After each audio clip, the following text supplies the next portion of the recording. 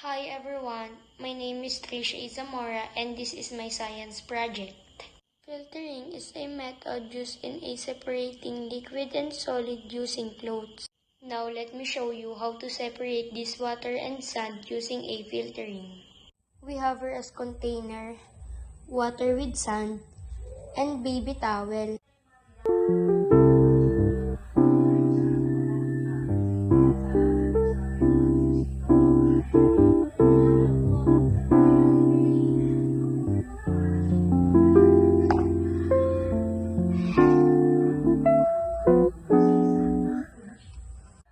As you can see, the sand and the water are now separated. Hi everyone, my name is Trisha Izamora from Group 5.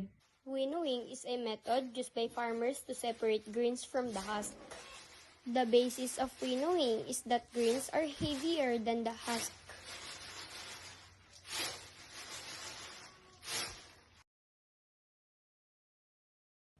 Hi everyone, this is a distillation processing.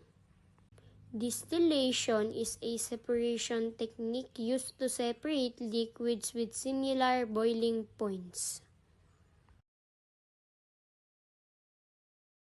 Good day everyone, I am Aisen Santo Domingo and this is my video about sieving.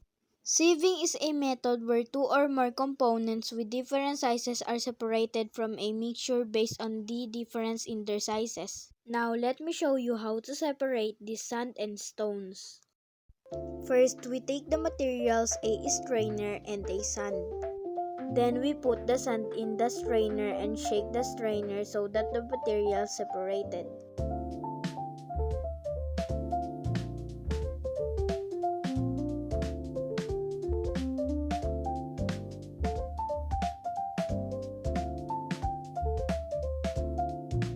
As you can see, we have separated the sand and the stones. Hello everyone, my name is Aisen Santo Domingo and we talk about decantation.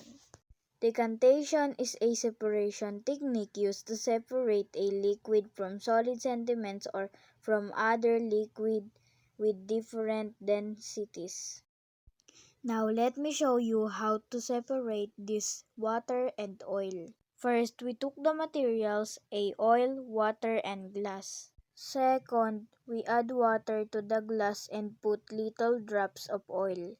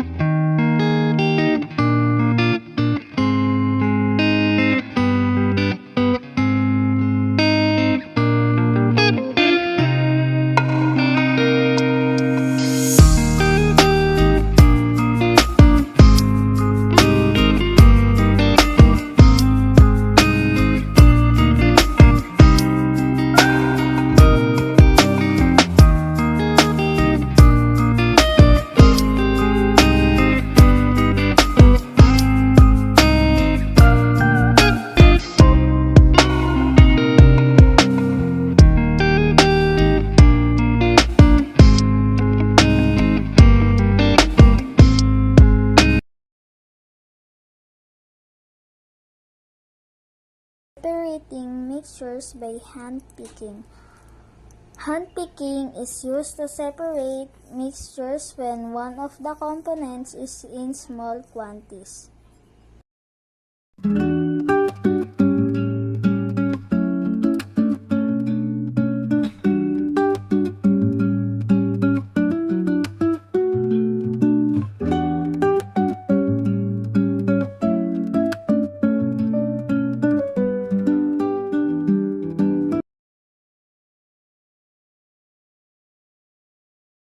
Separating mixture by magnet separation.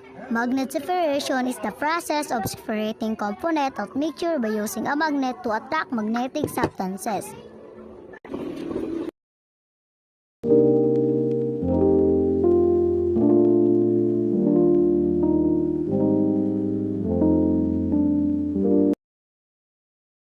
Hello, my name is Misha Paycalagos and this is our science project.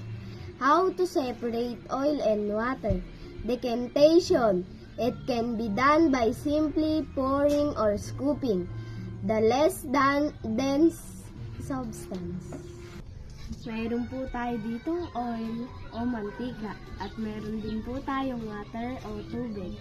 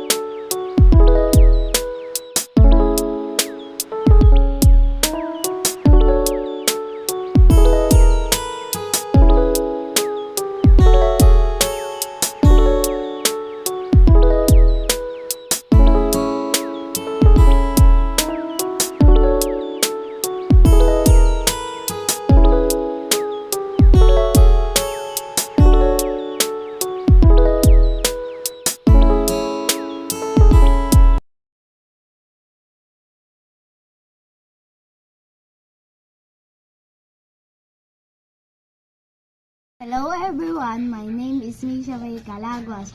I'm leader in Group 5.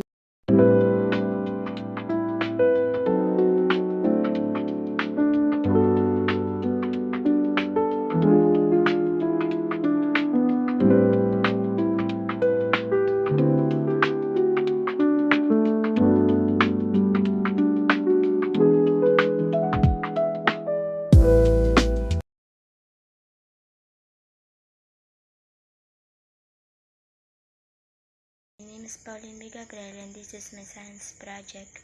Ngayon po, ipapakita ko sa inyo kung paano po ito nagwo-work.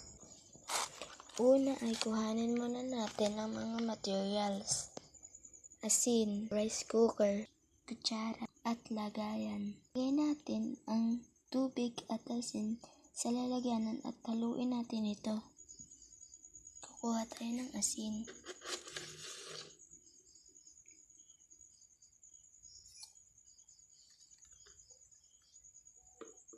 Kukuha tayo ng tubig.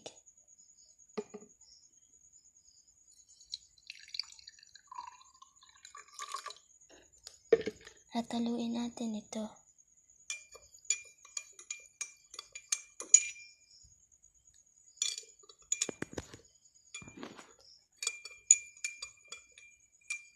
Pagkatapos haluin, ay ilagay na natin sa rice cooker ang pinaghahalong tubig at asin.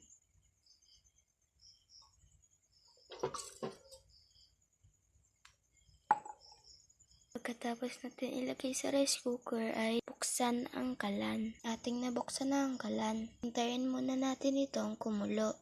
Takpan muna natin ng ilang minuto at hintayin kumulo. Yan, kumulo na. Hintayin muna natin lumamig. At may nakikita na nga tayo mga konting buo-buo. Sa ilang minuto nakita na natin na ang nabawasan ang tubig na nilagay natin at parang